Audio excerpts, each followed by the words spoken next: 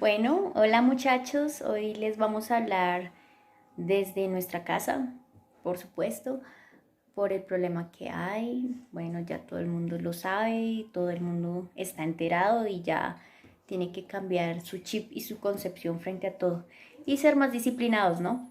Bueno, hoy vamos a hablar sobre el liberalismo, sobre el desarrollo social, sobre los países desarrollados y subdesarrollados también.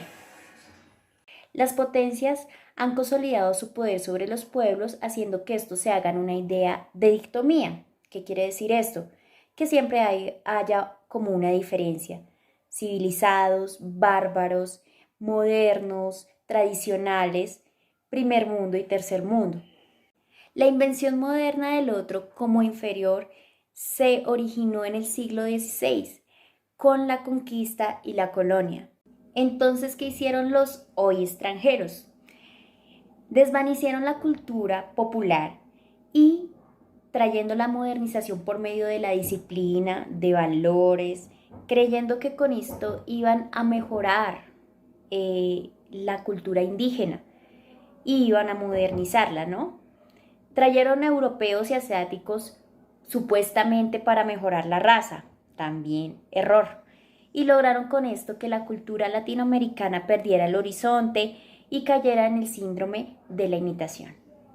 Todo esto es un círculo, lo podemos evidenciar después de la Primera Guerra Mundial en 1919, cuando se firmó el Tratado de Versalles, que quería que los pueblos modernos tuvieran poder sobre los pueblos salvajes, ¿no? Entonces le daba cierto poder sobre las aldeas hasta que ellas pudieran poder subsistir solitas y poder salir de la debilidad, lo cual nunca sucedió y por eso se generó la explotación de los recursos y de las poblaciones. Según Gilbert Rist, la modernización fue un concepto que desarrollaron los países industrializados para poder generar ganancias para ellos mismos. El desarrollo económico no es generado por sí mismo, siempre hay otros poderes que lo impulsan, como lo es el político.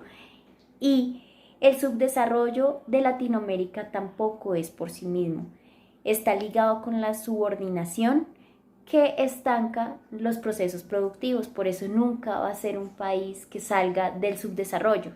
Siempre va a ser un país subdesarrollado y del tercer mundo. Ahora bien, nos hablan de países del primero y del tercer mundo, ¿no? Pero hablando en conjunto, esto se creó en 1952, esta concepción, por el señor Alfred Savitt, ¿no? Entonces él decía que había países del primer mundo, del segundo mundo y del tercer mundo, que los diferenciaba su estatus económico, su estatus político y su calidad de vida, ¿no? Entonces decía que en el primer mundo estaba Estados Unidos, Corea, la Unión Europea y países como Japón. En el segundo mundo ya estaba China, la Unión Soviética y Cuba. Y en el tercer mundo estábamos el resto, ¿no? Y eso aún continúa igual, ¿no? Aunque viendo, digamos, las estadísticas, hay países como Grecia, Italia y España que pertenecen a países del primer mundo, pero lo hacen en conjunto, ¿no? Y tienen algunas desventajas que no lo hacen diferente de países como México, que México tendría una mayor ventaja económica, pero es un país de tercer mundo. Entonces, ¿de qué hablamos? Los chinos son un sistema económico muy fortalecido. ¿Qué lo hace que no sea un país de primer mundo? Que todavía hay gente muy pobre, ¿no? Entonces también estamos viendo que a opinión personal, lo que hace que sea un país de primer mundo y tercer mundo y segundo mundo es la gente, ¿no? Porque hay gente que está viviendo en un país de primer mundo, Estados Unidos, pero con un salario, con una vida de tercer mundo, ¿no?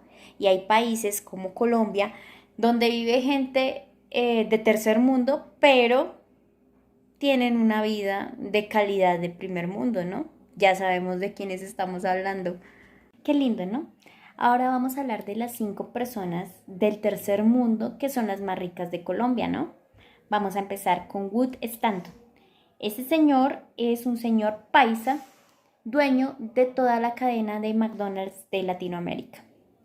Jaime Galinsky es un caleño, dueño de Papas Yupi, de Rimax y también es dueño de ciertos bancos como Sudameris, HSBC y un banco español que se llama Sabadell. Vamos a hablar también de uno conocido, Carlos Ardila Lule. Él es un santanderiano que es dueño de Postobón, de Atlético Nacional y también de unos medios de comunicación, entre ellos RCN. Carlos Santo Domingo, neoyorquino, pero vive aquí en Bogotá, ¿no?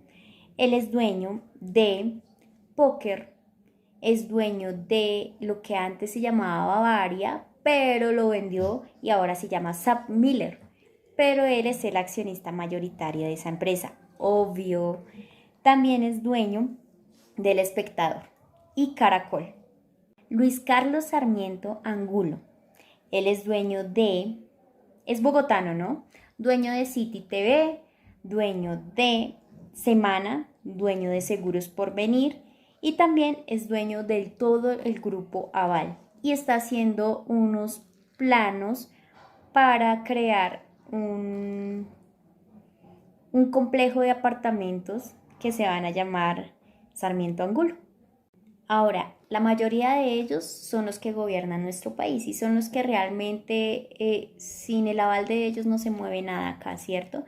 Pero con lo que estamos viendo ahora decimos, el desarrollo económico sí es realmente importante si no hay gente que ayude a eso.